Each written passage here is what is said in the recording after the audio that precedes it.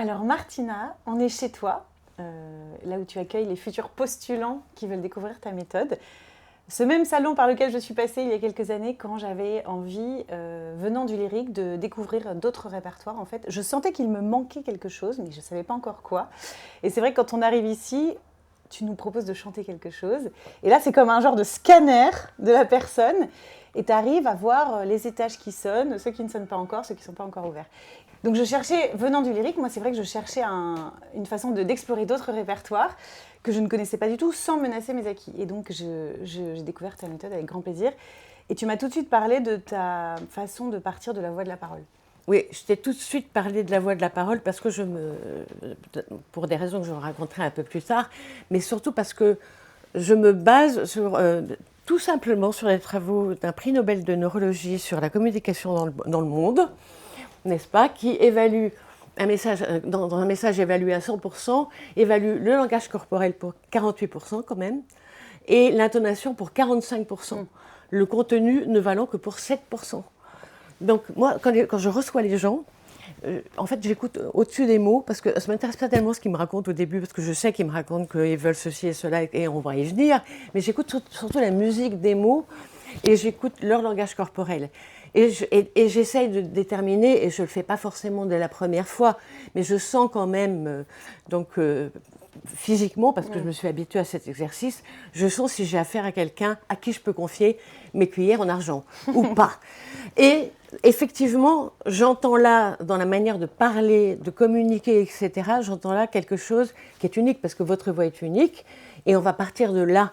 C'est-à-dire qu'on va partir de ce timbre, de votre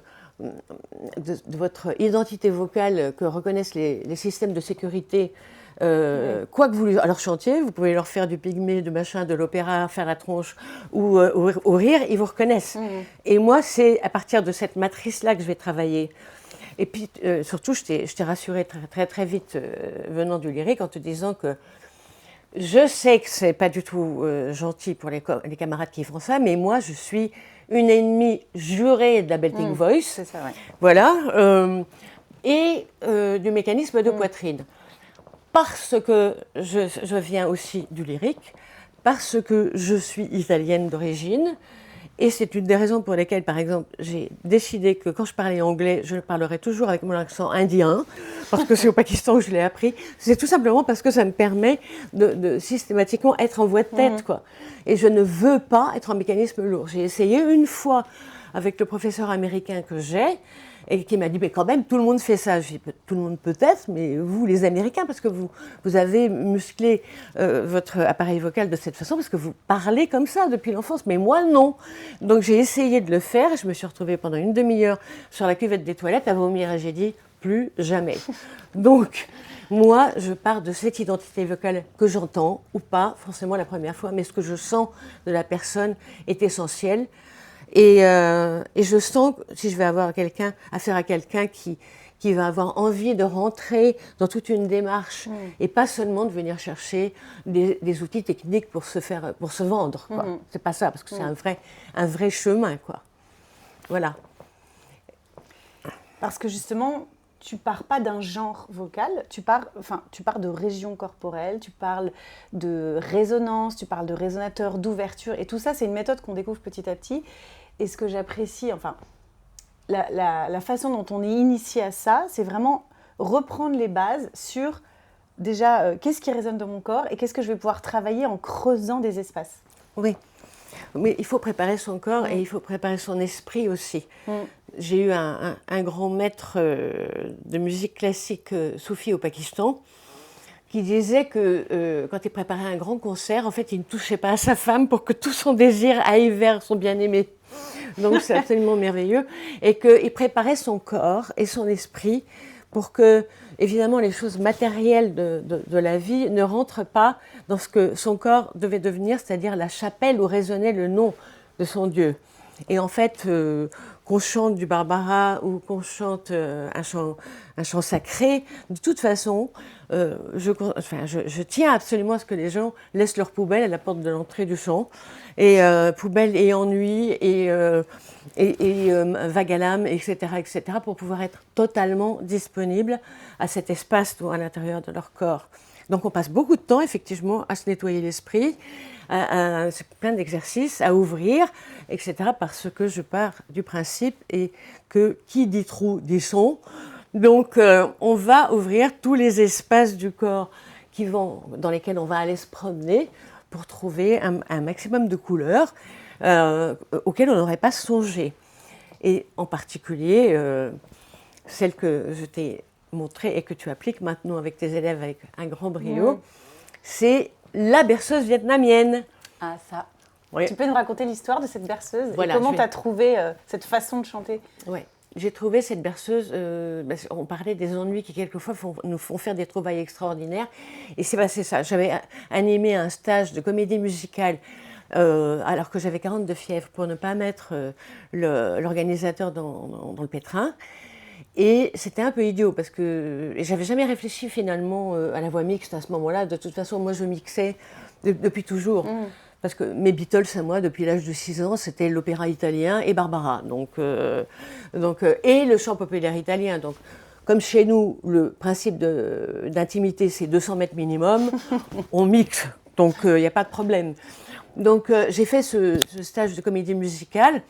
Et en passant de la voix de femme à la voix d'homme, à l'associer avec mes 42 fièvres. Et à la fin, j'ai terminé avec les cordes vocales complètement gonflées. Je ne pouvais plus ni respirer parce qu'elles ne s'écartaient plus tellement, ni parler, bien entendu.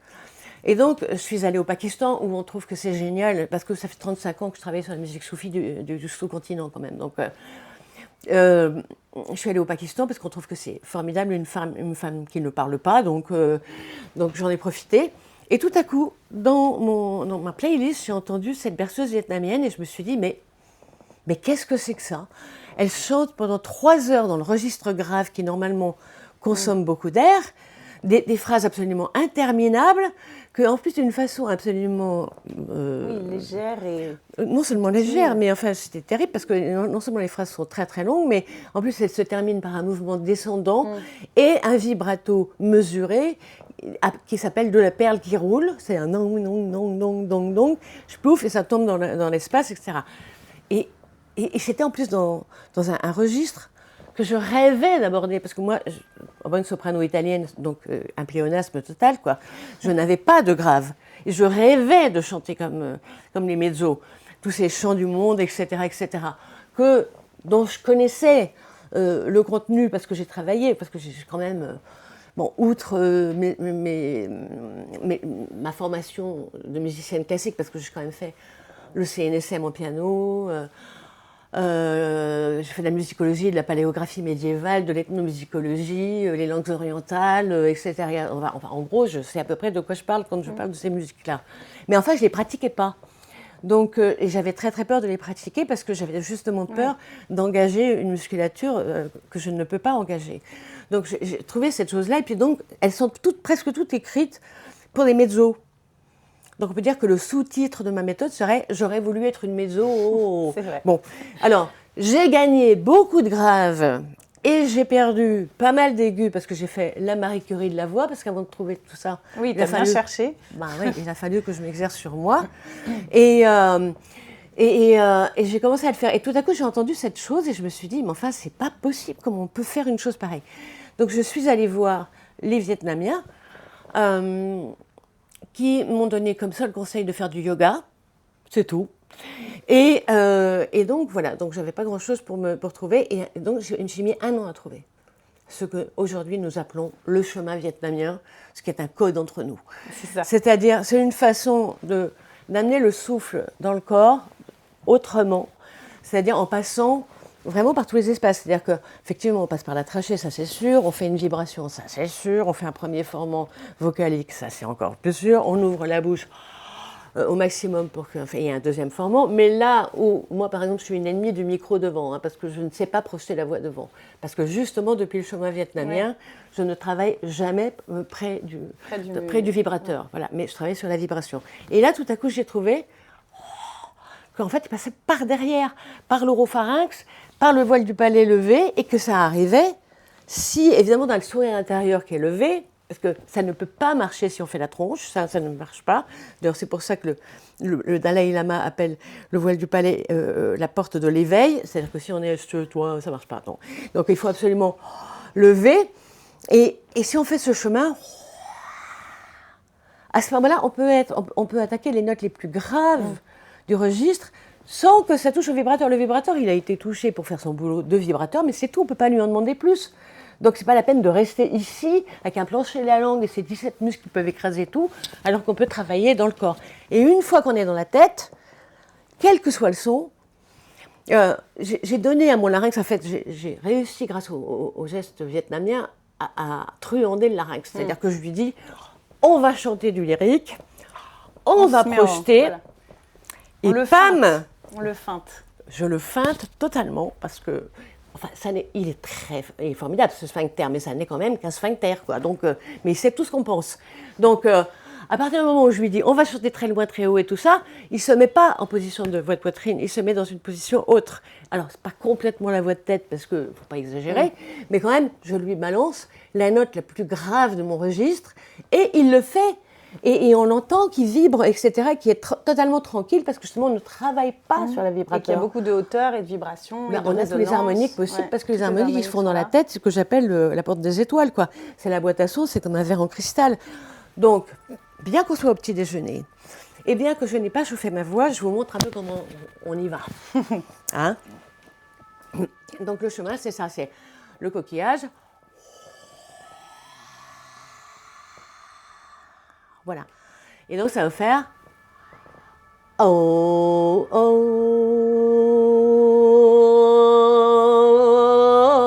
vite đâu bao canh ô canh.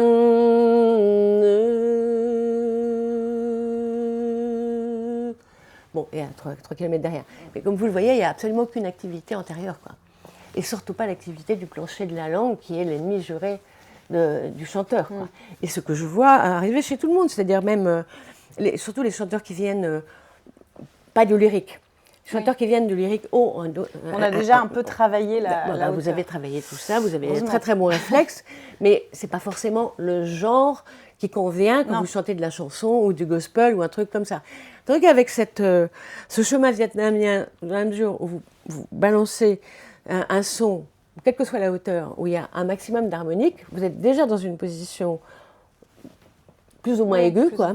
Et en tout cas, à partir de là, vous pouvez soit considérer que vous poussez le son devant parce que vous avez un chant bulgare à faire, du genre hey, hey. Bon, je suis désolée pour les micros, mais bon, c'est comme ça. Ou alors, vous avez un gospel à faire, et dans ce cas-là, il vaut mieux aller dans les trous du corps qui fabrique des graves naturels. Et c'est, là encore une fois, la science, c'est une série d'observations et d'essais. Alors, il se trouve qu'à un moment, j'ai vécu avec un très gros ronfleur à qui j'ai fini par ouvrir la porte parce que c'était vraiment insupportable. Mais néanmoins, je l'ai observé pendant qu'il ronflait. Et je me disais, comment est-il possible que cet homme qui ne fait pas le moindre geste puisse faire un potin pareil, alors que moi, je me fatigue et je n'ai pas ce volume sonore et je n'ai pas ces graves extraordinaires. Donc, je me suis dit, ça passe par la colonne vertébrale, ça passe par l'oropharynx, ça passe par le voile du palais, ça fait... Et donc, j'ai essayé. Et entre le chemin vietnamien et les trous du ronfleur, en fait, on ne se fatigue jamais parce qu'on travaille dans les trous. Et dans les trous, on ne se fatigue pas. Donc, et on travaille sur la conduction osseuse aussi, au maximum, c'est-à-dire la colonne vertébrale, mais pas que. Et la colonne vertébrale, c'est vraiment mon ingénieur du son. C'est là que je gère les hauteurs de son, etc. etc. Et on travaille dans la tête, etc. Partout, on travaille, enfin tout est ouvert pour faire le son. Et à partir de là, je décide, grâce à mon périnée, que j'appelle la culotte à consonne. La culotte à consonne, la fameuse. La fameuse culotte à consonne, grâce au périnée, où je fais un travail énorme, je peux diriger mon souffle où j'ai envie. C'est-à-dire, soit je l'envoie derrière et en haut et devant, soit je l'envoie derrière, en haut et derrière.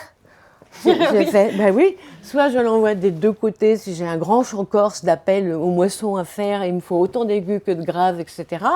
Bon, voilà. Donc, c'est vraiment tout un travail sur les résonances que nous offre le corps naturellement et le fait que je pense que j'ai créé cette méthode parce que je suis très très flemmarde Oui, physiquement. mais c'est ce que j'allais dire, c'est qu'en venant du lyrique, moi, quand on ne s'imagine pas chanter un chant de cigane avec autant de force, un chant gospel avec autant de grave sans effort. Et c'est ça qui est incroyable, c'est qu'au fur et à mesure de ta méthode, on apprend à raisonner. Et toi, tu as vraiment mis en place les régions corporelles et les régions du monde qui se rencontrent. Et comment je vais dans un chant et on bénéficie... au-delà de la technique vocale, on bénéficie de ton savoir d'ethnomusicologue qui raconte pourquoi ce chant existe. Donc en fait, c'est quand même voilà, un mélange de tout ça. C'est une rencontre qui fait que petit à petit, le corps se met dans le répertoire et apprend à reconnaître comme une empreinte physique, sans effort, ce que tu disais, sans effort musculaire. Le but, c'est que le cerveau anticipe son geste vocal et qu'on soit très au fait de ce qui s'active. Voilà, mais avant de pouvoir justement travailler sans effort, il y a tout un travail méticuleux à faire avec l'instrument, parce que c'est quand même un instrument. Ouais. Donc, enfin, de toute façon, moi, je suis absolument contre l'effort inutile, pas intellectuellement, mais physiquement. C'est une vraie ramière à ce niveau-là, et je pense que je n'aurais pas créé cette méthode si je n'avais pas été comme ça. Et donc, effectivement, toute mon approche de la voix, c'est de travailler par région corporelle et d'ouvrir sur des régions culturelles qui privilégient ces régions corporelles. Et d'ailleurs, c'est assez amusant de voir que d'une culture à l'autre, on n'est pas d'accord sur la région résonante qu'il faut privilégier. Donc, par exemple, en lyrique, poitriner, c'est interdit. C'est interdit ou c'est mal fait surtout. Ouais, ou c'est pas très bien fait. Oui, moi je suis désolée, mais le seul enregistrement de Calas que je déteste, c'est Carmen. Alors qu'elle avait une voix parlée en plus extrêmement grave, absolument formidable, tout ça, mais elle goitre complètement, elle poitrine dans Carmen, c'est affreux quoi. Donc bon, il n'est pas question de faire ça. Donc pour ça, on va commencer par l'essentiel, c'est évidemment déjà d'ouvrir l'esprit, parce que jusqu'à nouvel ordre, c'est quand même lui qui recommande, le système de représentation. Donc notre respiration, déjà, c'est une respiration que j'ai empruntée au yoga. On va appeler ça la respiration olfactive. C'est-à-dire qu'elle ouvre le cerveau de l'imagination et de l'émotion. Et c'est pour ça d'ailleurs que l'odeur de quelqu'un n'est jamais objective. C'est vrai que quand on ne peut plus sentir quelqu'un, ça veut vraiment dire ce que ça veut dire. Mais alors là, on va l'ouvrir, puis ensuite on va caresser le palais dur, absolument comme si on avalait un petit coussin d'air chaud, qui va titiller le palais mou, qui va actionner le diaphragme crânien et qui va faire tomber tous les organes mobiles. Alors, ce qui fait que la respiration que j'appelle les bras m'en tombent ou je ne le crois pas, c'est ça. C'est pas j'ai vu des rats avec une respiration haute, etc. Qui met absolument rien en place et qui induit le fait que derrière ça va être un écrasement. Parce que si on a levé à l'inspire, on écrase à l'expire. Donc ça, c'est non. Donc on prend pas mal de temps déjà pour apprendre dans la vie courante déjà à respirer autrement et même à parler autrement. Donc, j'encourage beaucoup les gens à placer leur voix là où je la mets, moi, pour parler, c'est-à-dire en suivant le chemin vietnamien, plutôt que de parler ici en parisien dépressif. Avec le palais mou qui tombe. Avec le palais mou qui tombe, et surtout un écrasement de la mâchoire. Vous dites à un Français, j'en veux pas, il fait tout avec la mâchoire, et bam, tout ça. La pauvre voyelle qui était en train d'essayer de s'élever pour s'enrichir, elle se prend un coup de consonne dans la tronche, et du coup, elle est non seulement pas du tout enrichie, mais en plus, ça fait mal, quoi. Et donc, le nombre de chanteurs, et surtout, qui ne viennent pas du lyrique, qui se font mal, les chanteurs traditionnels comme des chanteurs de rock ou des rappeurs ou de la pop, etc., et qui arrivent parce qu'on leur a appris justement la technique américaine qui, je le répète, est peut-être très très bien, mais pas forcément sur toutes les voix. Et quand ils viennent ici, c'est pas parce qu'il y a de la lumière, c'est parce qu'en général, ils souffrent et qu'ils n'arrivent plus à chanter. Donc, je leur montre qu'il y a d'autres chemins par lesquels on peut passer. Et je pense que si je n'étais pas passée par le lyrique, et par mes études aussi classiques, etc., donc de chercheuse, etc., je n'aurais pas justement cherché comme ça. Oui, donc, et puis justement, tu disais que tu étais Marie Curie de la voix, parce que c'est très technique finalement cet enseignement, mais il est toujours relié à des exercices que tu as créés et inventés de toutes pièces, qui sont reliés à des choses quotidiennes ou qu'on peut identifier comme facilement accessibles. Oui, la majorité, je les ai inventés, mais j'en ai aussi emprunté beaucoup, mais je cite mes sources. Oui, peut-être. Dans ces cas-là, tout le temps. Oui, mais c'est normal, ça c'est la tradition orale. D'ailleurs, chez les soufis chez qui je travaille, ils ont un geste absolument merveilleux. C'est quand ils citent une phrase musicale ou une phrase poétique qui leur a été transmise par l'oreille, ils se touchent les oreilles avant de chanter. Ah bon ? Oui, c'est une façon de célébrer leur maître. etc. Et ça reprend la phrase de Rumi qui est très très belle, qui dit que l'oreille est l'orifice qui du cœur au cœur est la plus directe entrée. Donc voilà, donc c'est ça. Donc j'ai inventé un certain nombre d'exercices pour essayer d'en faire à chaque fois un peu moins. Oui, c'est ça. C'est toujours ça. Et puis j'ai beaucoup travaillé avec les chanteurs traditionnels donc, auxquels j'emprunte les répertoires, parce que justement ils sont venus chez moi pour travailler leur voix, mais dans le respect de leur identité vocale que je connaissais par cœur et de l'identité vocale collective qu'ils représentaient. Donc il n'était pas question de leur donner la voix de Pavarotti quand ils étaient tziganes, mais par contre de leur montrer comment ils pouvaient se promener dans leur corps en retrouvant leur son, mais en mieux, quoi. Et c'est pour ça qu'on a fait des échanges de savoir-faire et que je sais maintenant comment il faut aborder des chants de telle ou telle ou telle région culturelle, et je sais effectivement quelle est la fonction de ce chant. Parce que dans ce que j'aime dans ces musiques traditionnelles, outre qu'elles sont absolument magnifiques, c'est qu'il n'y a pas de séparation entre la forme et le fond. Ouais. Et il n'y a pas d'ego. Non, il n'y a pas d'ego. Il n'y a pas d'ego, on se considère vraiment comme un canal de quelque chose, parce que on doit véhiculer un message qui ne vient pas forcément de nous mêmes. Je veux dire, prendre la parole pour quelqu'un d'autre, être l'ambassadeur d'une autre culture, quoi, éventuellement, au mieux, le faire passer par nous, donc le sonoriser et l'amener vers un auditeur. Donc il faut que tout le monde soit respectueux, c'est-à-dire qu'il faut être respectueux de son corps, respectueux du message qu'on fait passer, respectueux de l'auditeur, etc. Et voilà, et donc tout ça se fait que si toute la place est laissée à l'interprétation, à l'émotion et au ressenti des personnes qui nous écoutent. Oui, et pas au fait qu'on se dise est-ce que j'ai fait mon aigu et ce qui est bien d'ailleurs ici, c'est qu'on expérimente le chant collectif aussi beaucoup, parce qu'il y a des cours évidemment de technique vocale, mais il y a aussi des cours de polyphonie, il y a des cours d'interprétation, donc ça c'est une vraie part importante de l'école et qui fait que le groupe connaît le collectif, et je trouve que les singularités de chacun naissent de ce collectif aussi, et c'est ça qui est... Absolument. Oui, mais la musique, ça se fait jamais tout seul. Hein. Je veux dire, même quand on chante une berceuse, il y a quand même un destinataire. Donc, si on veut faire la musique tout seul, la salle de bain suffit. On n'est pas obligé de venir prendre un cours.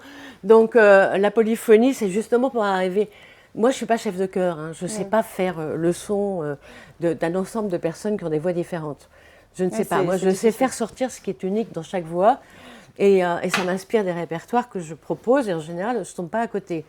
Parce que c'est aussi une personnalité, quoi. C'est aussi un comportement, c'est pas mal de choses qui font que tout à coup, pim, ça m'inspire des répertoires qui ne sont pas forcément d'ailleurs des répertoires des musiques du monde. Hein. Ça peut être des chansons, ça peut être du jazz, ça peut être du gospel, etc. Je ne m'aventure pas dans le répertoire lyrique parce que je ne l'ai pas assez travaillé pour donner des conseils intelligents. Donc dans ce cas-là, je fais confiance, ou je fais confiance aux autres chanteuses lyriques qui aussi développent ma méthode, mais qui ont évidemment une culture bien plus large que la mienne dans ce domaine. Mais effectivement, le collectif, c'est très important. Et l'absence d'ego, c'est très important. Et je crois que c'est une des choses que j'aime vraiment le plus, justement. J'ai dirigé un label de grandes voix du monde, et je me souviens très bien un jour qu'une grande chanteuse de l'Inde du Sud, dévote de Krishna, mais aussi une très très grande technicienne, parce que les chants de l'Inde du Sud, c'est pas de la tarte. Il y a à peu près 3000 ornements par seconde, donc voilà. Est allée faire ses pujas avant de chanter Balakrishna, c'est-à-dire le bébé Krishna, qui avait tendance à mettre tout le temps la main dans le pot de ghee, c'est-à-dire le beurre clarifié, en se faisant houspéter par les gopis. Et donc elle a fait donc son puja, et puis elle enregistre. Et c'était tellement merveilleux qu'on avait des crampes aux joues, parce qu'on souriait de bonheur, quoi, de l'écouter. Et ben, la première question qu'elle a posée après son enregistrement, c'est « Est-ce qu'on a entendu le rire de Krishna ?» Et pas « Et comment j'étais ?» C'est complètement une autre manière de penser le geste vocal, quoi. Et alors, c'est là où on voit qu'on a fait affaire à Einstein, parce que c'est quand même un peu ça, quoi, les très grands musiciens du monde. C'est vraiment des Einstein, quoi. Elle me dit « Oui, mais à 2 minutes, 58 secondes, 3 centièmes, etc., j'ai fait 2 notes qui ne sont pas dans le raga. » Et elle est allée à la table de mixage, elle a fait le montage, et elle fait... Voilà. Wow. Donc c'est absolument extraordinaire. Et ça, c'est aussi des leçons qu'on apprend, quoi, à chaque fois. Et à chaque fois, moi, je l'ai vu. Je suis une très, très grande chanteuse soufie, Abida Parvin. Elle a voulu chanter pour le chef de file des soufis, qui est Ali. Et à chaque fois qu'elle écoutait l'enregistrement, elle applaudissait pas à ce qu'elle avait fait. Elle applaudissait au fait qu'elle avait entendu, quoi. Qu'elle avait vraiment tracé le portrait de ce saint, quoi. Et donc c'est merveilleux. Et donc bon, c'est une habitude. Et moi, c'est une des premières choses que j'explique aux gens quand ils viennent justement ici, c'est que arrêtez de penser que vous chantez devant des gens, vous chantez pour des gens. Vous chantez avec des gens. S'ils n'étaient pas là, vous n'auriez pas le même son. Parce qu'il se passe des choses dans l'émotion et dans l'écoute de l'autre qui ne se passent pas si on est tout seul. Et c'est rien de plus enquiquinant de chanter pour soi, moi je trouve. On peut chanter dans la nature, pour la création, pour Dieu. Mais en général, on chante pour quelqu'un et pas devant quelqu'un. Donc ça donne une grande marge ça enlève l'égocentrisme. Oui, et puis change ça la enlève façon de se aussi présenter. la timidité parce qu'en fait on vient. On part d'ailleurs. Oui, on fait comme une maîtresse de maison, c'est-à-dire on fait avec ce qu'on a dans le frigo, quoi. Et on pense à nos hôtes. Et en fait, on n'essaye pas d'en faire plus qu'on ne peut en faire, c'est pas la peine. Voilà. Mais la sincérité et la générosité, c'est un truc essentiel aussi dans cette approche de la voix.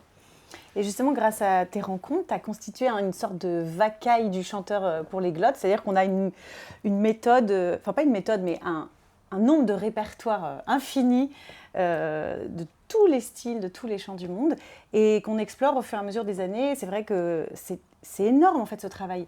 Oui. Et tu es aussi spécialiste du chant français quand même, on peut le dire.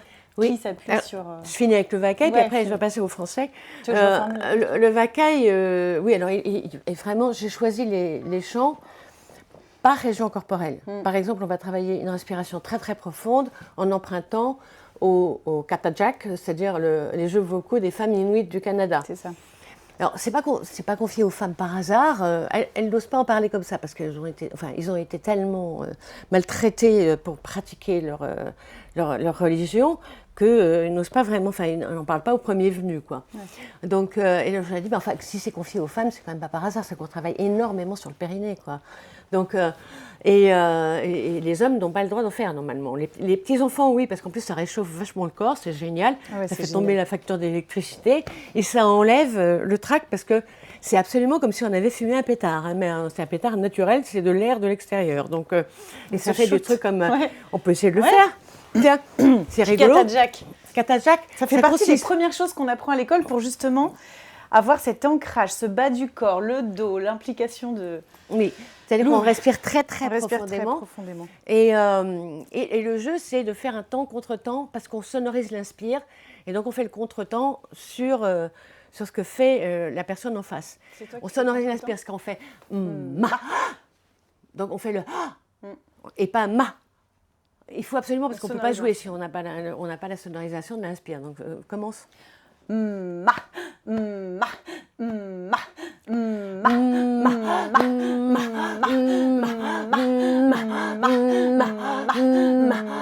etc. Voilà. Bon, ça donne très soif. On peut rester des heures, mais pas tout à fait, parce que là, c'est vraiment la maternelle du katajak. Hein, c'est vraiment le niveau 0. Parce qu'après, elles font des sons énormes, parce que c'est des chants chamaniques aussi, où elles invoquent plutôt les animaux que leurs maris sont partis chasser. Donc, elles appellent l'esprit de l'ours, par exemple.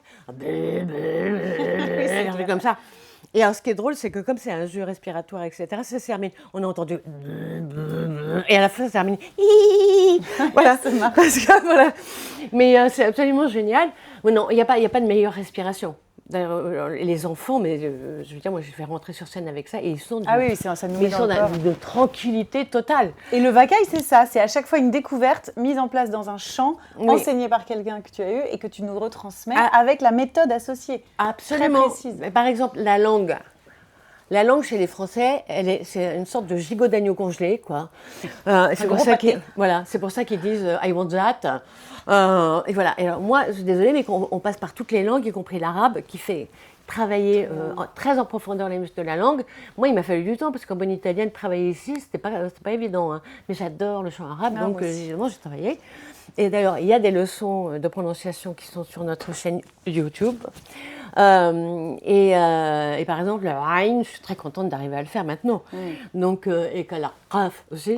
Voilà, il m'a valu quelques heures d'encombrement pour y arriver, parce que j'étais là, à faire codec. Donc, et puis maintenant, j'y arrive. Voilà, mais c'était pas évident au début.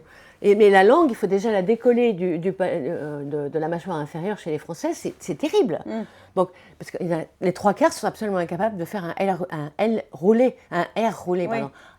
Ça, c'est vraiment parce qu'ils vont... Bon, voilà.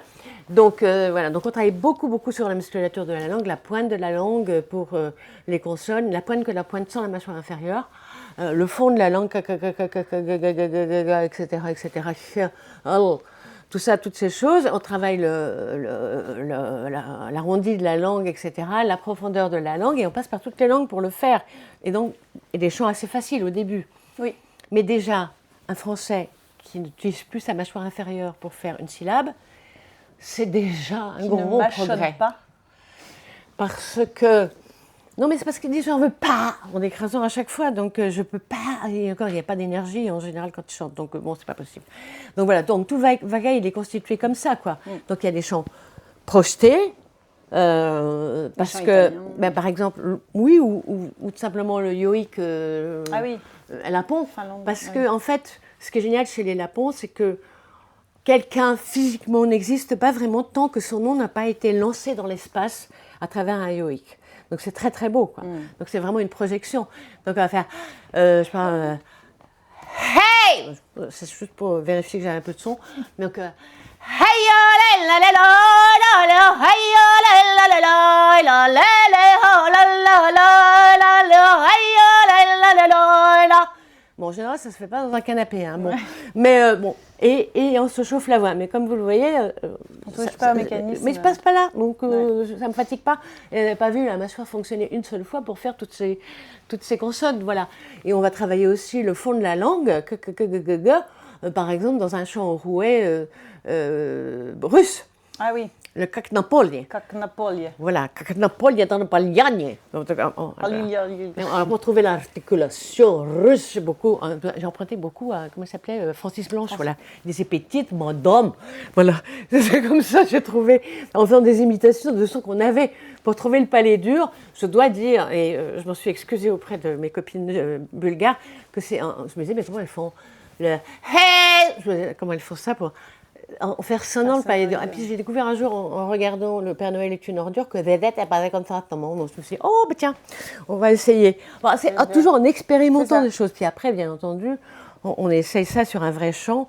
Et on dit, excusez-moi, mais il a vraiment fallu que je passe par un son que j'avais déjà enregistré physiquement pour pouvoir le retrouver. Voilà. Donc ça, c'est pour le Vakaï. Et le Vakaï, c'est vraiment ting, ting, ting, ting, ting. Voilà. Et puis, il y a aussi un truc que je fais, c'est que comme j'ai beaucoup tripoté les chanteurs du monde quand ils chantaient, ou les autres, ou pas du monde, je travaille, et ça je pense que je suis vraiment la seule à le faire, sur les points de résonance osseux du corps. Et donc je sais que par exemple, si moi je ne veux pas chanter avec l'accent américain parce que j'aime pas, donc, et puis encore, ça m'obligerait à travailler encore une fois sur des musculatures que je n'aime pas non plus, enfin qui sont même nuisibles pour moi, donc, mais je sais par contre qu'il faut absolument que l'os du sternum vibre, enfin soit coloré à ce moment-là quand je parle, parce que c'est ce que les Américains appellent le speech level position, ok. Donc si je veux chanter un gospel, c'est comme je sais diriger mon souffle et ma vibration, je vais faire je vais faire il me faut. Oui. Si je veux chanter un chant toyouk, que font les Yakoutes de Sibérie, là aussi j'ai tripoté, c'est je peux toucher, bon, on dit oui. Donc j'ai découvert que l'os du menton avait, par exemple, des sonorités incroyables. Des aigus de dingue. Mais de dingue, on fait rien. C'est et on fait rien, à part les dents de lapin, bon c'est tout, etc. Et tout comme ça. Et donc chaque os a une sonorité. Si je veux chanter, si je veux chanter comme Mitsu dans Nora Luca, par exemple, je vais faire un peu comme Calimero Tarpa, quoi. Mais avec des gros aigus et un gros appui sur les lombaires, parce que oui, ça c'est vraiment aussi. Oui, ben ça c'est vraiment le seul endroit où on s'appuie, c'est dans le dos, c'est d'où notre mantra. Notre mantra religieux qui est la mâchoire, ça sert à rien, ce qui n'est pas le cas du popotin. Voilà, donc on a un certain nombre de mantras. C'est vrai. Très très fiers l'autre soir que la centaine de glottes présentes ait fait faire un t-shirt avec ça, avec ces dictons de la maison. Donc, et donc ça va faire Oh, de brazo te quiero, arma, armada. Bon, voilà, etc. Donc, en fait, c'est pas fatigant. C'est infini. Et c'est ça qui est fou. Enfin, moi, je te dis encore une fois, en venant du lyrique, de pouvoir aborder ces répertoires avec ma propre ossature. Donc, je vais forcément avoir mon propre son, chacun. Et pour autant, ne pas me sentir irrespectueuse ou illégitime dans ce répertoire. C'est-à-dire qu'on apprend, on construit sa vibration, on construit sa résonance. Et donc ça, c'est vraiment... Oui, et surtout, on interroge les maîtres de ces chants-là pour savoir si on ne fait pas de bêtises. Et justement, moi, j'avais invité un très, très grand compositeur tzigane de Hongrie. Oui. Et en Hongrie, d'ailleurs que partout, mais en Hongrie particulièrement, ils sont particulièrement bien traités par Orban qui se plaint au Sénat que Hitler n'ait pas fini le travail avec les Juifs et les Tziganes. Et on comprend le pauvre. Donc voilà. Donc les enfants sont retirés à leurs parents, ils sont mis dans des centres. On les prive évidemment de leur langue, de leur histoire, de leur identité, de tout. Mais à l'adolescence, on les met à la rue et on dit vous avez vu absolument. Et quand ils cherchent du travail, on dit non mais vous êtes regardés dans une glace, voilà. Donc évidemment, ils savent plus quoi faire. Et Gigoyan les a récupérés comme ça à droite à gauche, a créé des camps de vacances où à travers le chant, il leur apprenait leur langue, leur histoire, leur dignité, etc. Et il a créé les plus beaux groupes tziganes qui existaient. Et donc je l'ai invité, et il était assis là où tu es assis, et il était vraiment, il s'appelle Gigot, et il était effectivement comme un Gigot congelé, ce qui se demandait ce qu'il faisait chez une gadjo bourgeoise, manifestement, près de la Tour Eiffel, alors que moi je n'avais pas vécu. Il m'a dit mais tous ces chants qu'on a créés, ils ont été bâtis sur des larmes et sur une histoire extrêmement tragique. Alors je lui ai dit oui, je sais, et vous ne m'en voudrez pas de ne pas, d'être très contente de ne pas avoir vécu votre vie, mais il se trouve que votre musique est tellement belle que tout le monde a envie de la chanter, mais je voudrais quand même qu'on sache à quoi on touche, quoi. Donc il nous a expliqué, et puis il a écouté les jeunes que j'avais formés. D'ailleurs, dont beaucoup sont aujourd'hui des grands chanteurs d'opéra, donc que j'avais formés. Et là, il m'a regardé et il a dit « chapeau ». Et il a dit à une des petites qui chantait, il a dit « écoute, quand tu chantes, tu n'es pas nous, mais tu es notre ambassadeur et je voudrais qu'à travers toi, les gens nous aiment un peu, quoi. Et c'est pour ça que j'ai demandé à Camélia Jordana, que j'ai formée vocalement, et qui était à Faune la veille de l'enregistrement de son premier album, parce que justement, elle ne supportait pas de travailler en mécanisme lourd. Donc, je lui ai demandé de chanter Ederlezi et Les Chavores, ce qui veut dire les enfants, lors d'un concert. Et donc, il y a des milliards de vues de tout ça, y compris des Tziganes qui sont très, très fiers de ce que ça a donné, quoi. Donc, ce rapport très, très important, on le fait systématiquement. Et d'ailleurs, il y a un très beau proverbe touareg qui dit que voyager, c'est aller de soi à soi en passant par l'autre. C'est ce qu'on fait à la maison. C'est merveilleux. J'avais été accusée de faire du métissage. Et j'ai dit, ah non. Le métissage, c'est quand on va dans la chambre à coucher, qu'on fait tac-tac et qu'il naît un métis. Eh bien, c'est pas du tout ça qu'on fait quand on se rencontre. Donc, moi, je dis, on va parler chacun va parler de son métier. C'est comme ça que j'ai réussi à mettre ensemble les Qawwal, c'est-à-dire les porteurs de la parole soufie du Pakistan. Beaucoup de gens connaissent Nusrat Fateh Ali Khan. Et moi, je travaillais sur ce genre-là. Et justement, grâce à ma technique, parce que, figurez-vous que c'est quand même un genre vocal qui est fait par des hommes pour des hommes exclusivement. Il n'y a pas une femme. Donc j'étais venue, et en tant qu'ethnomusicologue, j'étais venue leur poser des questions, etc. Et donc ils m'ont dit à un moment, est-ce que tu pourrais nous montrer un exemple de ta liturgie aussi. Et ça, c'était il y a 35 ans. Hein. Donc, je n'avais pas fait encore tout ce chemin. Et par contre, j'ai chanté, je ne sais pas pourquoi, je me suis levée, alors déjà, consternation. Parce qu'on chante en tailleur là-bas. Hein. Et puis, évidemment, comme j'allais chanter un chant lyrique, poitrine en avant, bouche ouverte, etc., pour laisser passer le son, là, c'était un peu Tex Avery, quoi, genre, voilà. Et j'ai chanté le Pied du Requiem du Rufflet, que j'adore, mais alors avec vraiment toute ma foi, etc. Vraiment, j'étais là, vraiment. Je me suis complètement investie. Et à la fin, ils ne savent pas vraiment parler l'anglais, mais ils ont quand même réussi à me dire « beautiful noise ». j'étais malheureuse, j'avais envie de pleurer, etc. Et en fait, ils m'ont dit, écoute, tu ne fais plus jamais ça, s'il te plaît. Non, plus jamais, ok, tu promets. Mais en revanche, si tu peux nous montrer comment tu fais autant de potins sans te fatiguer, ça nous intéresse. Voilà, et c'est comme ça que j'ai réussi, depuis 35 ans, à être derrière les kawels et à regarder justement comment ce chant interagissait avec l'audience qui était venue chercher sa nourriture spirituelle. Et c'est eux qui m'ont vraiment appris qu'on ne chante pas devant, mais pour. Parce qu'il n'y a rien qui les énerve plus que... Et alors je le fais exprès, de temps en temps, on leur dit « Qu'est-ce que vous allez chanter ce soir ?» Ils me disent « Mais je ne sais pas, laissez-moi les regarder. » Donc voilà, parce qu'ils répondent à un besoin qu'ils sentent de l'audience. Et bon, ça, c'est vraiment une chose que j'ai apprise. Parce que, par exemple, j'avais prévu plein de notes avec un ordre, etc. J'ai absolument rien fait de ce que j'avais marqué. Parce que vous écoutez d'une certaine façon, et du coup, ça me fait penser plutôt à ça et plutôt à ça. Voilà. Et pour en revenir au Pakistan et à l'identité vocale, je veux dire que cette question de chercher obstinément ce qui fait l'identité vocale de quelqu'un, elle m'est venue aussi grâce à mon vieux maître pakistanais de musique classique, qui, à mon grand étonnement, avait refusé tous les gens qui étaient venus lui toucher les orteils et les chevilles en signe de respect, et qu'il avait refusé comme élève. Et il est venu me voir un jour et il m'a dit « Je voudrais que tu sois mon élève ». Alors, je me suis dit qu'il avait eu un AVC dans la nuit, c'était forcé, hein, c'était pas possible. Donc, et je lui ai dit, je suis vraiment extrêmement flattée, touchée, mais vous avez conscience que je suis nulle.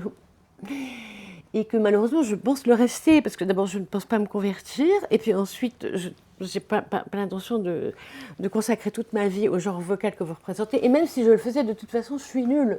Et je serai toujours nulle. Et comme ils ne manquent pas d'esprit, ces gens, il faut bien dire. Il m'a dit, ah oui, mais ça, je sais. Bon, donc, non, je dis, bah, ouf, je suis rassurée. Et il m'a dit, oui, mais... Et ça, c'est très important, parce que c'est aussi l'esprit de l'école. Et il m'a dit, mais ma musique, ce n'est pas que de la musique. C'est aussi une éthique.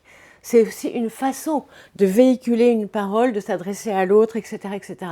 De parler d'une histoire et tout ça. Et ça, je pense que tu sauras faire. Et donc... Blâme, baptême public, me voilà avec mes voiles et mes machins, etc., devant toute une masse de musiciens masculins qui me regardaient, c'est quoi cette kafir, alors qu'on nous a refusé pour une chrétienne qui en plus ne connaît rien du tout à notre musique, mais qu'est-ce que c'est que cette histoire, bon. Et donc je ne menais pas large, il faut bien le dire. Donc on se passe les fameux bracelets qui lient l'élève à son maître. Et puis, il me donne un tempura, donc cet instrument qui a un long manche et une grosse caisse résonante et des cordes, avec des cordes sympathiques derrière qui font entendre tous les harmoniques qu'il y a dans un son. Et il me dit cette phrase qui a complètement modifié mon approche de la voix, mais que je n'ai pas du tout comprise quand il me l'a posée, cette question. Je suppose que tu sais sur quelle note tu es accordé. Ah oui. Je me suis dit, mais qu'est-ce qu'il me raconte? Donc, en fait, il m'a fallu un certain temps pour comprendre. Et cette note sur laquelle on est accordé dans la musique indienne s'appelle sa. Et ça, c'est la matrice de votre voix. Dans votre sa, vous avez toutes les langues que vous pouvez parler, tous les chants que vous pouvez chanter, mais c'est votre sa. C'est ce fameux sa que reconnaissent les systèmes de sécurité. Donc voilà. Donc, et normalement, on passe un certain temps à trouver son sa. Et c'est ce que je fais. Donc je cherche beaucoup, année après année, où ça vient très rapidement, parce qu'il y a des gens qui sont plus rapides que d'autres, corporellement et mentalement, et d'autres qui résistent. Bon, et d'ailleurs, ceux-là, je te les confie en général, parce que ça m'énerve. Donc, voilà. Et à partir de ça, effectivement, c'est comme un chapeau magique d'un magicien, quoi. On tire absolument tout, les lapins, les fleurs, les trucs, les machins, voilà. Donc ça, c'est vraiment, si je n'avais pas rencontré ce maître, il ne m'avait pas posé cette question, je pense que je n'aurais pas abordé les choses de cette manière-là. Et puis, il y a quelque chose qui a aussi beaucoup changé ma manière d'aborder le chant, à partir de ce qu'on est. C'est un de mes professeurs de lyrique que je n'ai pas gardé longtemps, parce que, justement, j'ai reguimbé, parce qu'il m'a dit « Ah, mais Martina, vous avez une voix magnifique, mais est-ce que vous pouvez enlever cette petite touche populaire que vous avez dans la voix ?»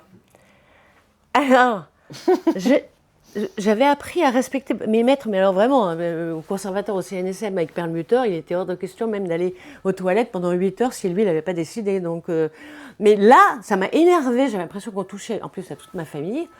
Donc, je me suis, pour la première fois de ma vie, je me suis élevée et j'ai dit non, il n'en est pas question. c'est mon identité vocale et familiale et culturelle. Ce sont mes racines, d'accord? Et puis en plus, je vous rappelle que c'est nous qui avons inventé le bel canto, pas vous, ok? Et donc, Et voilà. Voilà. Et donc c'est ça, ce qui fait que je cherche toujours quand quelqu'un a quelque chose d'unique, Oui, ça, c'est vrai. c'est de garder cette chose unique, mais quand même de respecter ce qui détermine un style vocal. Voilà. C'est-à-dire que si quelqu'un fait une erreur de goût, quoi, tout simplement, je le lui dis. Oui, oui, on est très guidés. Voilà, Oui. on est très guidés. Et puis régulièrement, on invite des maîtres Oui. de ces chants qui ont déjà été appris en amont par moi, parce que j'ai ouvert les portes, mais je suis quand même pas, j'ai pas une connaissance universelle, donc je fais venir les maîtres qui disent oui, ça ressemble à l'alcool, mais c'est du 7-Up. Donc voilà, et donc on repart un peu dans ce qui Dans le fonde travail, le ouais. chant. Et on découvre d'ailleurs en tant voilà. qu'élève et enseignant, mais élève, l'endroit qui nous plaît. Moi, je ne savais pas que le chant arabe me plairait autant, par exemple. Et c'est un coup de cœur absolu, parce que tout d'un coup, dans mon corps, ça se met au bon endroit facilement. Et alors là, et c'est enfin, c'est tu l'as compris en 2 minutes. extrêmement grisant de pouvoir se balader dans d'autres répertoires. Y compris le chant persan. Hein. Et le chant persan. Qui était en farsi. C'était un coup de cœur aussi. En farsi, un très grand poème, et c'était un très très grand poème qui parle de la visite du bien-aimé, justement, qui a rendu autre. Et à l'intérieur, un coup de glotte que je réussis plus ou moins bien, parce qu'il faut vraiment être... c'est quand même une forme très très supérieure de l'art vocal, quoi, qu'on appelle le tahrir, qui veut dire écriture. C'est-à-dire qu'en fait, on vocalise tout à coup, c'est-à-dire que on part du mot John, c'est-à-dire mon amour, ma vie, etc. Et là, on vocalise en pensant le geste vocal comme une calligraphie, avec des pleins, des déliés, dans une sorte de sanglot stylisé. C'est absolument sublime. Et je suis venue te voir pour ça la première fois, alors que je faisais que du lyrique et je devais travailler un chant soufi pour je ne sais quel événement.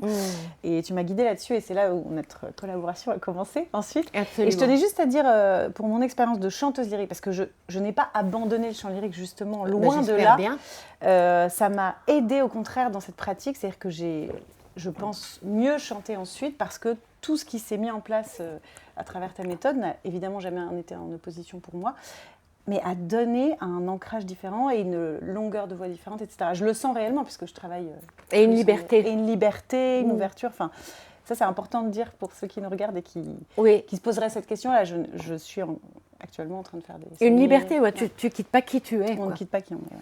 Voilà, je trouve que c'est très important. Mais tout à l'heure, tu m'as posé la question du français. Oui, et voilà. Et dans le chant lyrique, on est dans l'air, dans la voyelle. Et avec toi, on apprend aussi à être dans la consonne, qui est maîtresse dans le chant du monde. Et donc, on fait le lien... Pas seulement dans le chant du monde. Pas seulement dans le chant du monde, dans le chant... Dans la voix mixte. Dans la voix mixte. Et toi, tu enseignes aussi le chant... la voix mixte à travers le chant français. Oui, mais c'est-à-dire... Oui. C'est-à-dire que la consonne, en fait, c'est la patronne de la voix mixte. C'est-à-dire que la voyelle, elle naît de la consonne, alors qu'effectivement, en lyrique, c'est la patronne, c'est la voyelle. Parce qu'en fait, on cherche à rester dans le corps, parce qu'il s'agit de faire vibrer tout le corps et toute la langue que véhicule ce corps. Et alors, donc, c'est la consonne. Et la consonne, c'est la chair. C'est ça. Et la chair, c'est pas la mâchoire, même quand on n'est pas doué en anatomie, c'est plutôt là qu'il va falloir le chercher. C'est dans le périnée et dans les bretelles de la culotte à consonne, là, qui se trouve dans les lombaires. Donc, on travaille beaucoup dessus. Et la consonne, elle fait tout, quoi, dans le chant, dans la voix de la parole, comme je l'appelle. Oui, la voix de la parole. C'est-à-dire qu'elle fait tout. Elle a une sorte de pâte à pizza qu'on peut étirer dans certains chants. Elle va gérer la hauteur des sons. On le voit bien quand on fait une évocation gourmande, par exemple, fait c'est impossible de faire monter le son sans utiliser le bas du corps. Hein. Oui, alors que les gens le font quand ils chantent. La consonne, elle va diriger le souffle aussi, parce que j'ai besoin, c'est comme si j'étais appuyée sur une bouteille de gaz, c'est elle qui va gérer le débit et gérer aussi les mouvements du souffle. Est-ce que c'est par derrière, est-ce que c'est par devant, on a vu, etc. etc. Donc voilà. Et encore une fois, c'est elle qui va aussi exprimer le vécu. C'est-à-dire que je ne peux pas chanter un chant de Gigane en faisant justement, je ne sais pas, Jayuri Romani. Voilà, genre Cendrillon, c'est pas possible, parce que là, ça parle du pogrom à Auschwitz, donc non. Donc voilà. Et donc la consonne, c'est très important, c'est vraiment un travail méticuleux. Elle est comme dans le chant, la pompe que j'ai fait tout à l'heure, ça peut être comme une raquette de tennis qui envoie la voyelle de l'autre côté sans passer par le filet, on essaye. Mais ça peut être aussi quelque chose qu'on va malaxer comme de la terre glaise, quoi, pour faire une sculpture. Et par exemple, si je chante le chant des repiqueuses de riz de la vallée basse du Piémont, qui disent adieu mon amour, etc., etc. Mais il faut voir qu'elles chantent la tête en bas, le derrière en l'air, et que ça doit sortir du dos, le son. Donc elles vont chanter, elles vont pas faire amore mio comme font les Français, c'est pas la peine parce que c'est absolument insipide.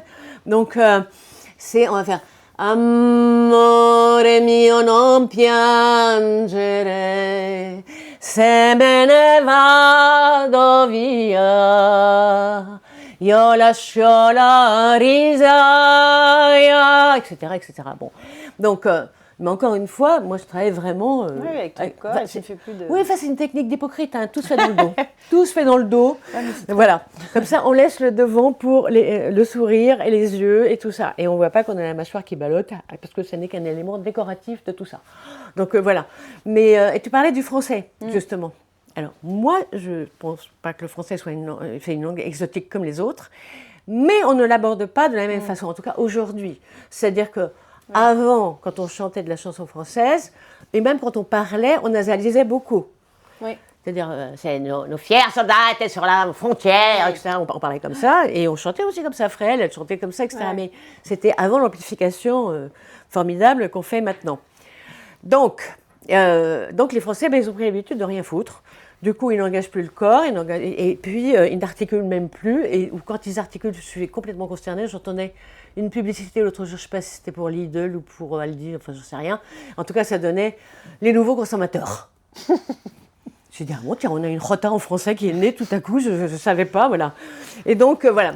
Donc, le français, c'est une langue qui a ses particularités, et aujourd'hui, sauf au Canada d'ailleurs, où finalement ils ont pas mal américanisé la manière de chanter le français, et ils le font très très bien d'ailleurs, mais le français a ses particularités.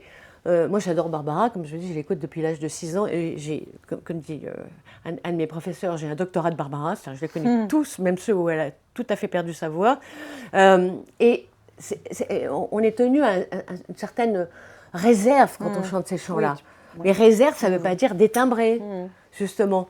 Donc, et le français a ses particularités. Le français, déjà, les Français découvrent qu'il n'y a pas une phrase parlée ou chantée qui commence sans une anacrouse. On dit « je m'appelle Martina ».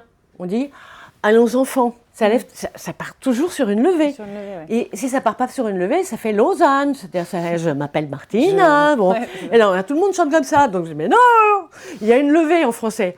Voilà, c'est clair. Donc, il faut absolument apprendre à faire cette levée. Et ensuite, le français, c'est une langue qui est plus consonantique que vocalique.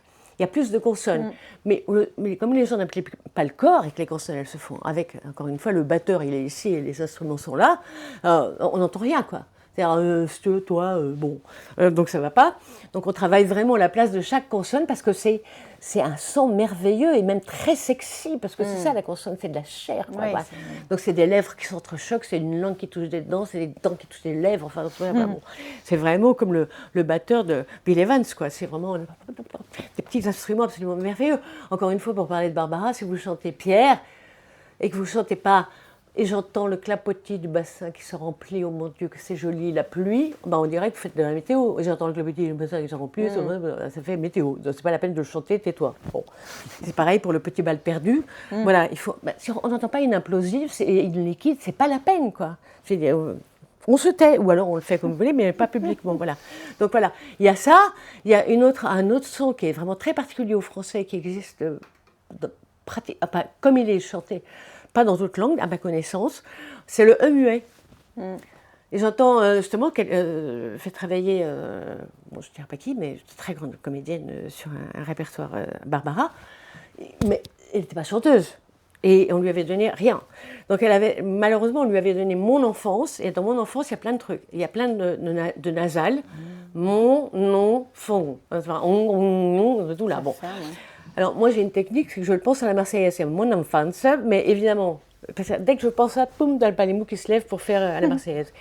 Mais évidemment, je rattrape le son avant que ça sonne marseillais, parce que du coup, ça dédramatise énormément, quoi.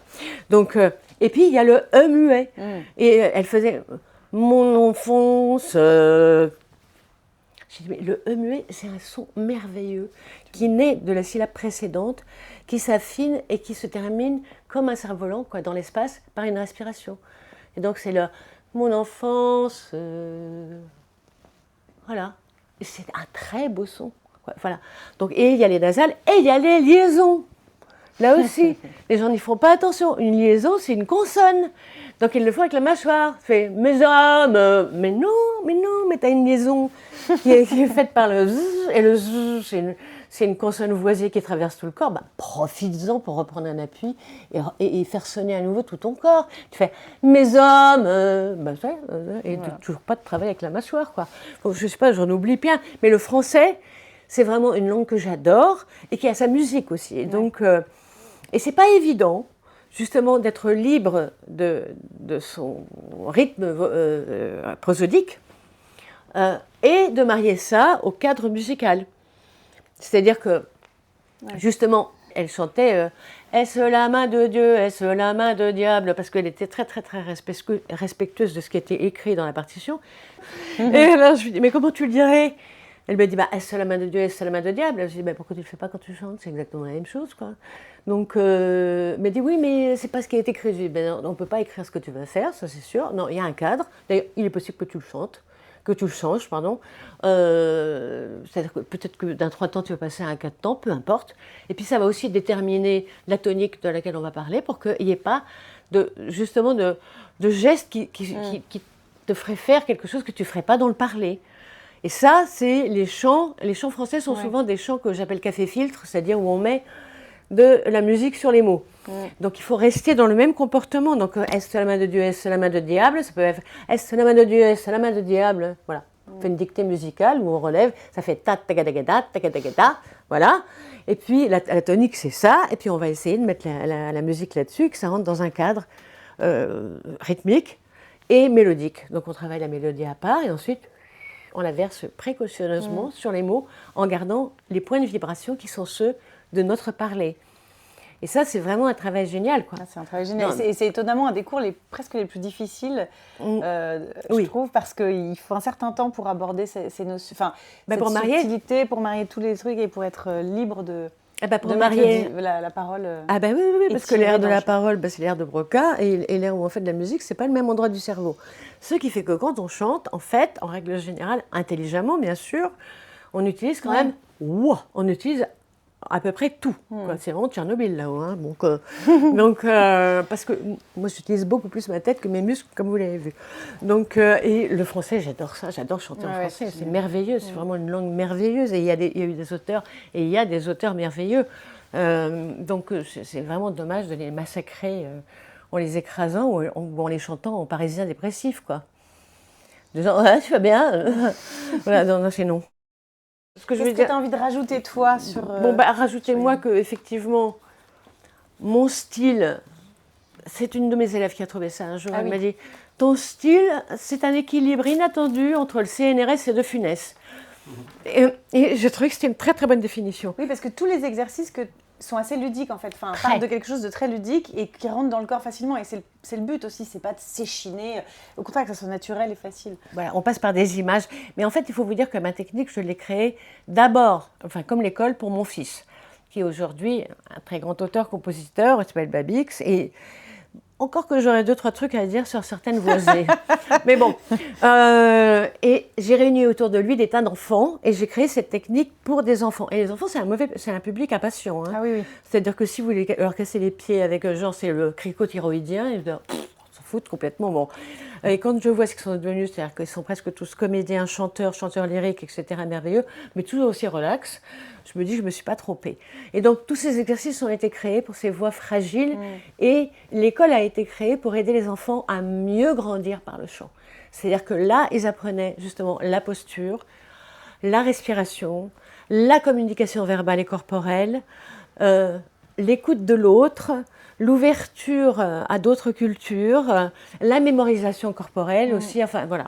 Donc moi, quand j'apprends que dans les grandes écoles, l'épreuve orale est redoutée, parce qu'effectivement, on leur a jamais parlé du corps ni de la respiration, donc à l'écrit, ça marche très très bien, le néocortex, il est très actif, mais le reste du corps, il est là vraiment pour accompagner le néocortex dans la rue, quoi. Donc, alors qu'ici, effectivement, on travaille millimètre par millimètre tout le corps, et donc on s'approprie tout ça. Et d'ailleurs, on retient dans le corps les airs, puisque... Ah oui, oui. Moi, je pense que je peux faire plein d'airs lyriques comme ça de mémoire, mais je vais forcément avoir des trous de mémoire. Les chants que j'ai appris ici, ils sont rentrés dans mon corps, donc je les retrouve, mais sans problème, avec tout l'endroit de résonance et la physicalité qu'il faut. Oui. C'est une mémoire corporelle. Transmission orale. Oui, mais c'est comme ça qu'elle se développe chez les gens de tradition orale, justement, dont très peu ont accès à l'écriture. Donc ils retiennent, mais on a l'air d'être des rigolos, nous, parce que moi je me souviens, j'étais justement encore une fois au Pakistan, il y avait des gens, mais vraiment, qui ne savaient évidemment ni écrire ni lire, mais qui connaissaient des milliers de vers par cœur, et moi ils m'ont demandé, tu peux nous réciter des poésies, et à la 10e, j'étais... Ils m'ont dit, c'est tout. J'étais, bon, excusez-moi. Et c'est pour ça qu'Amadou Hampâté-Bâ, le grand écrivain africain, disait que quand un vieux meurt, c'est une bibliothèque qui brûle, quoi. Et la tradition orale, c'est quelque chose qu'il faut absolument respecter. Le nombre de gens qui arrivent ici en disant, je ne sais pas lire la musique, je dis, mais je m'en fous. Vous apprendrez le jour où vous en aurez besoin. Si vous développez une mémoire orale comme celle des gens qui ne savent pas écrire ni lire, moi, ça m'est complètement égal. Hein. Un jour, j'avais demandé comment il s'appelle ça, un joueur de Gimpri, c'est au secours. Un très très grand musicien africain, mais ça va me revenir. Je lui ai dit, écoute, est-ce que tu peux signer les disques là pour mon ami qui est très amoureux de ce que tu fais, et il m'a dit, mais ma chérie, je ne sais pas écrire. Sauf que lui, c'est un génie, quoi. Voilà. Donc, c'est ce que je dis aux Occidentaux que je vois. Je dis, si vous êtes des génies de l'oralité, moi, j'ai aucun problème avec ça. Hein. Seulement, vous mettez des post-it absolument surtout pour vous souvenir des trucs. À mon avis, c'est pas le cas. Non, c'est vraiment... On apprend les chants comme ça, d'ailleurs. Oui. Dans les cours de polyphonie, il n'y a pas de partition, à peine des paroles, et tout d'un coup on les rentre dans le corps, et après on a le droit aux paroles. Mais souvent, le premier apprentissage se fait... Oui. Mais moi aussi, j'ai retenu des centaines de chants dans des langues que je ne parlerai jamais. C'est ça, des langues qu'on découvre complètement et qui tout d'un coup nous apparaissent comme plus... Voilà, et tout ça. Et pour finir, je veux dire que moi j'étais une très très grande timide. Parce que quand j'étais au CNSM, je passais entre 6 et 10 heures par jour sur mon piano, et je faisais ma scolarité par correspondance, donc on ne peut pas dire que j'étais très socialisée, quoi. Donc j'avais appris à faire semblant, quoi. Je passais devant une glace, ça. Donc tout le monde pensait que j'étais une bête de scène, voilà, et en fait j'avais des vomissements, des diarrhées avant de monter sur scène, c'était épouvantable, mais ça ne se voyait pas. Et grâce à toutes ces musiques, et grâce à toutes ces techniques respiratoires, etc., qui sont d'ailleurs les mêmes que les arts martiaux, c'est-à-dire, je ne sais plus ce que c'est que le trac, et aussi parce que je sais aussi pourquoi je prends la parole, pourquoi je chante, pour qui je chante. Donc toute la dimension narcissique ou l'évaluation, parce qu'il y a beaucoup de gens qui pensent que quand je leur demande de chanter quelque chose, je vais mettre des notes, mais non, pas du tout, je veux juste entendre ce qu'ils font, quoi, et faire mon devis des travaux pour savoir comment il va falloir les faire travailler, bon, mais c'est tout. Mais tout ça, c'est fini, quoi. Donc, voilà, la seule chose qui m'inquiète, c'est de ne pas être à la hauteur de l'attente des gens qui se trouvent devant moi. Et voilà, c'est ça qu'on apprend, c'est ça que j'ai appris grâce à tous ces grands musiciens du monde, et c'est comme ça que je les célèbre au mieux que je peux.